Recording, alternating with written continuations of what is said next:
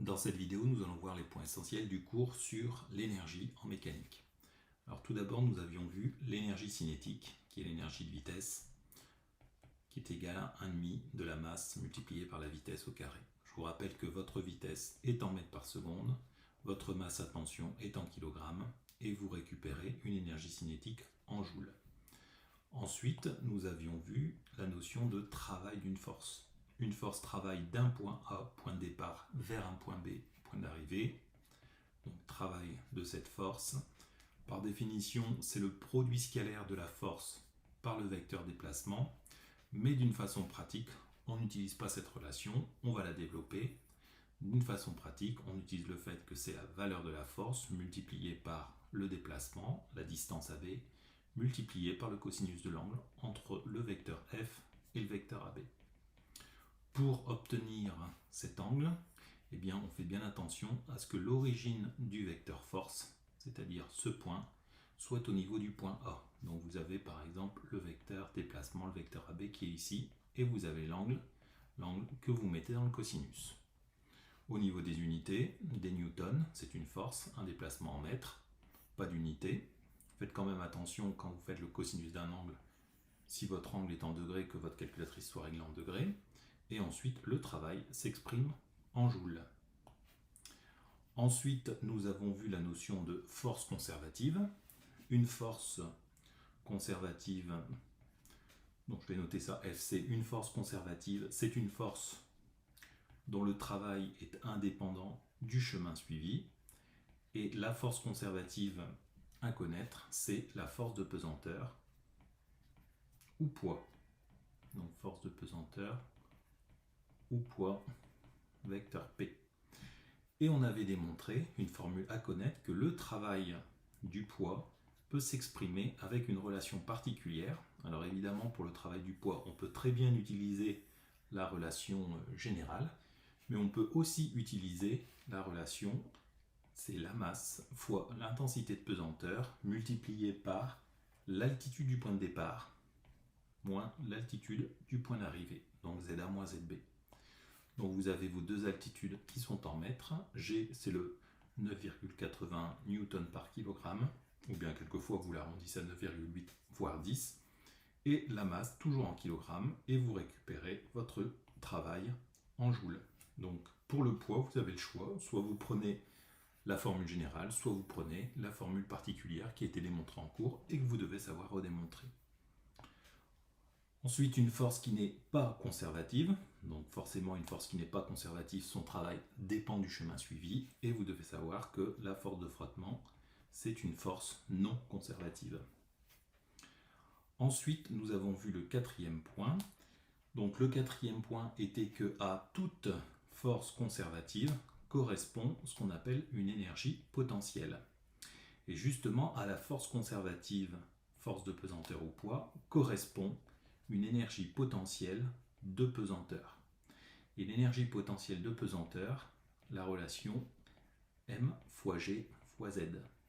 Donc quand on prend un axe OZ orienté vers le haut, la plupart du temps le sol et le Z égale à 0, donc c'est l'origine pour l'énergie potentielle de pesanteur, eh bien vous prenez l'altitude multipliée par le 9,80 newton par kilogramme, multiplié par la masse en kilogrammes, vous obtenez l'énergie potentielle en joules.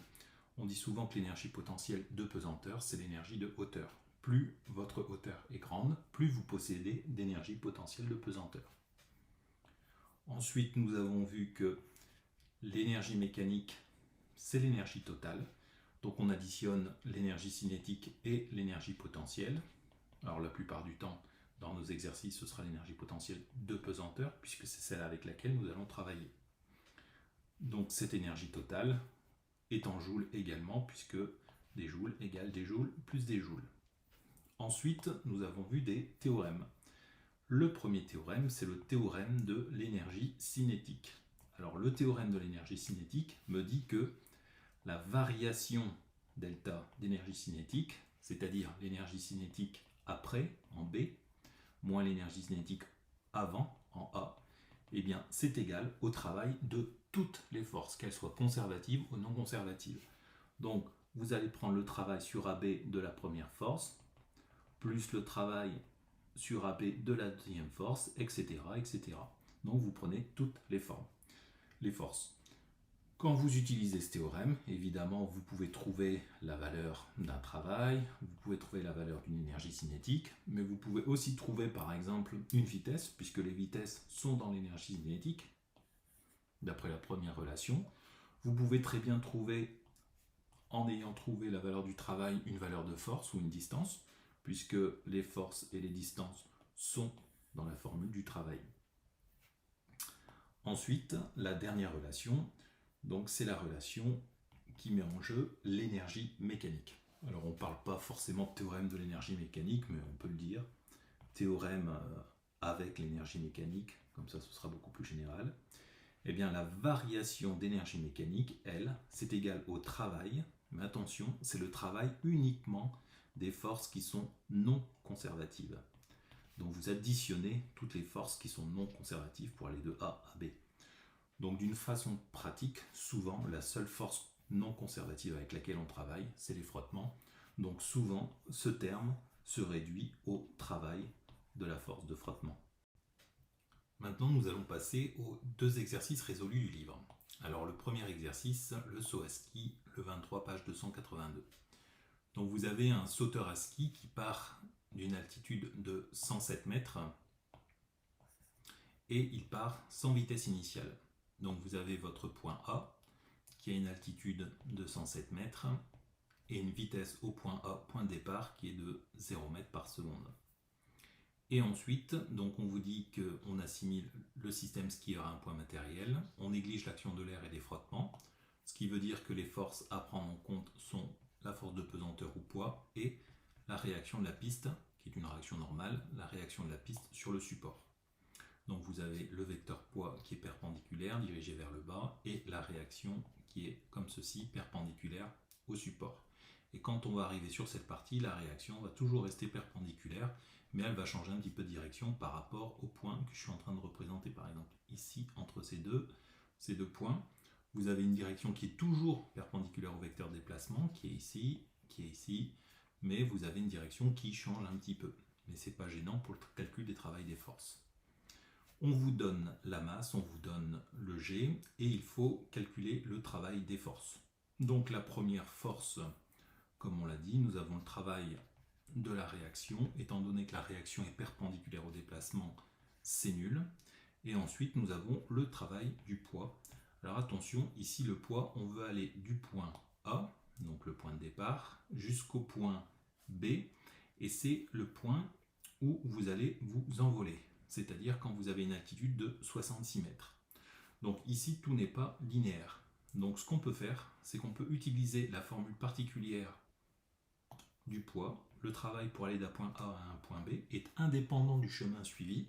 Donc c'est égal à mg fois le ZA moins le ZB. Et il suffit d'appliquer. Donc vous prenez une masse qui vaut 75 kg, vous avez un G qui vaut 9,81, le ZA 107 mètres et le ZB, le point d'arrivée, 66 mètres. Donc c'est bien ce qui est fait ici. Vous trouvez le travail du poids, on vous donne la valeur, donc le travail du poids, 3 fois 10 puissance 4 joules. Le travail du poids est positif, donc c'est bien un travail moteur.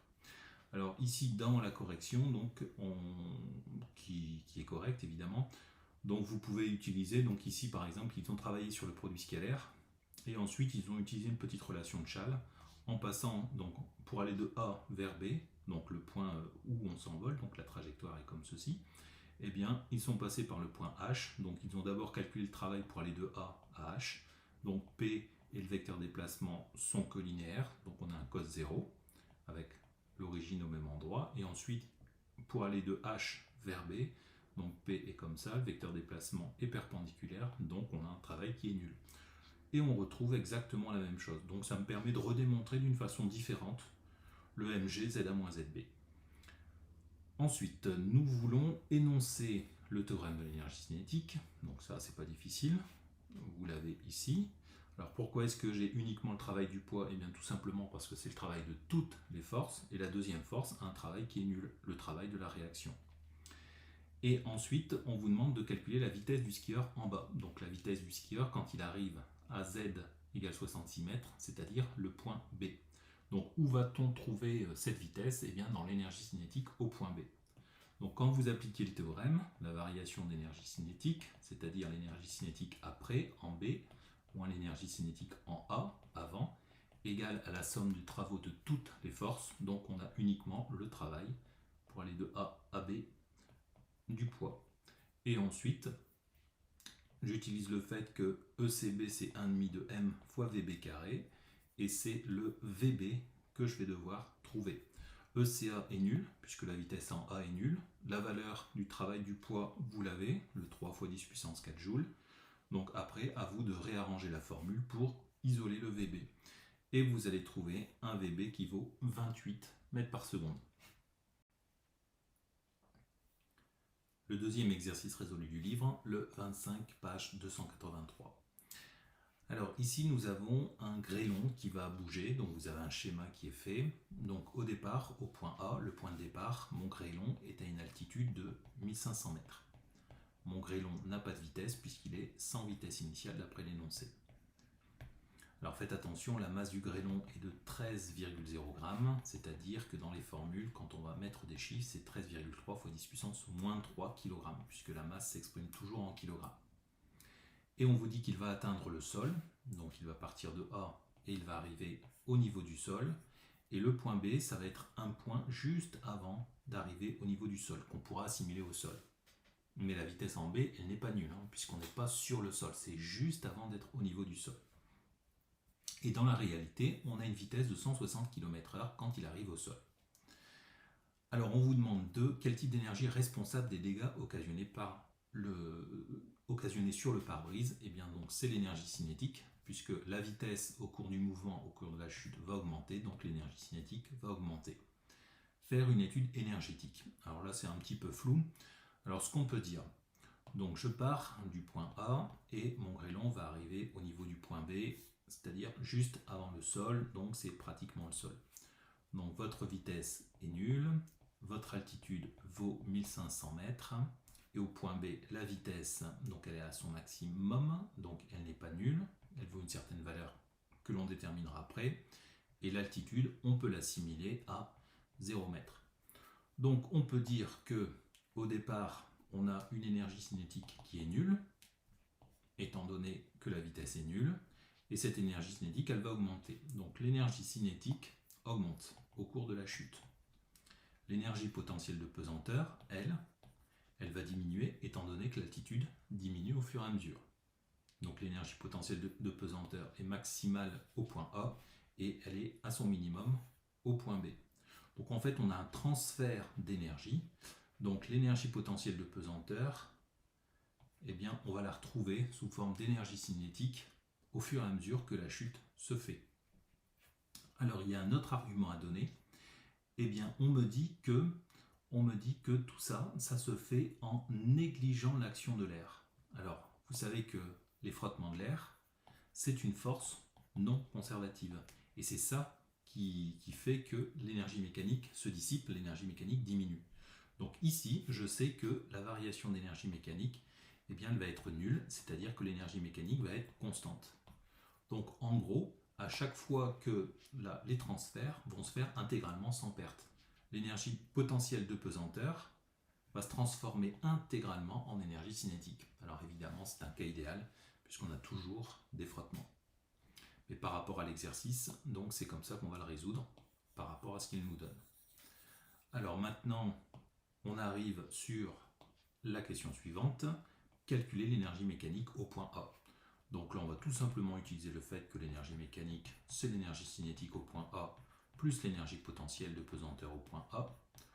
La vitesse au point A était nulle, donc pas d'énergie cinétique, on n'a que l'énergie potentielle de pesanteur, et pour la calculer, M fois G fois ZA.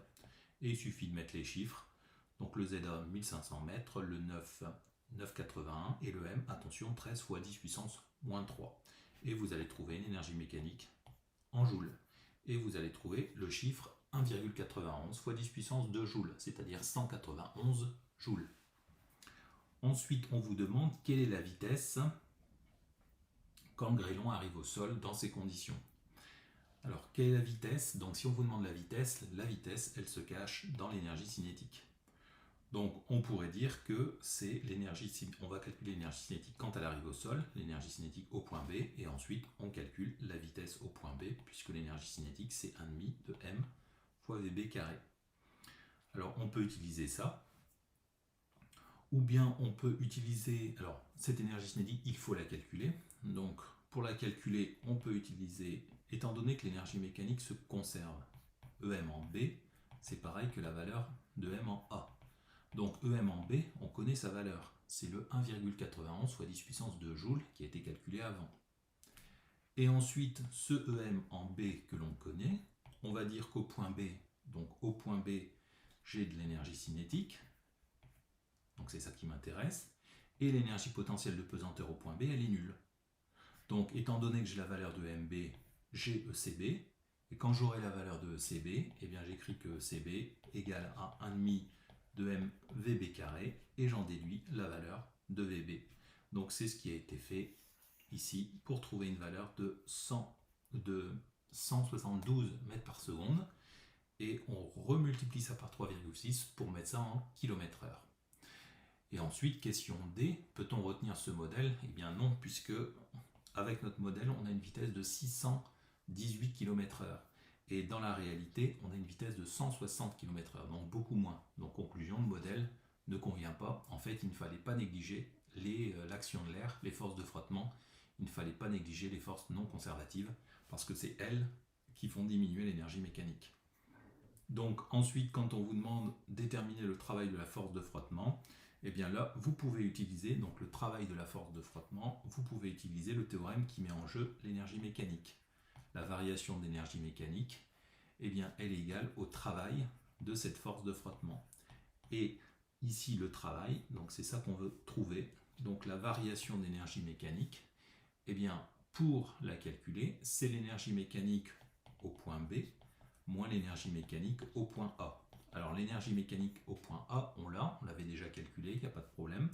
Et pour calculer l'énergie mécanique au point B, donc attention, la vraie énergie mécanique au point B, 1,5 de m fois la vitesse de B au carré, mais la vitesse de B au carré, il faut travailler avec une vitesse qui vaut 160 km/h. Donc il faut rediviser les 160 km/h par 3,6 pour les mettre en mètres par seconde et pour les injecter dans la relation. Et on trouvera, en faisant ça, moins 178 joules.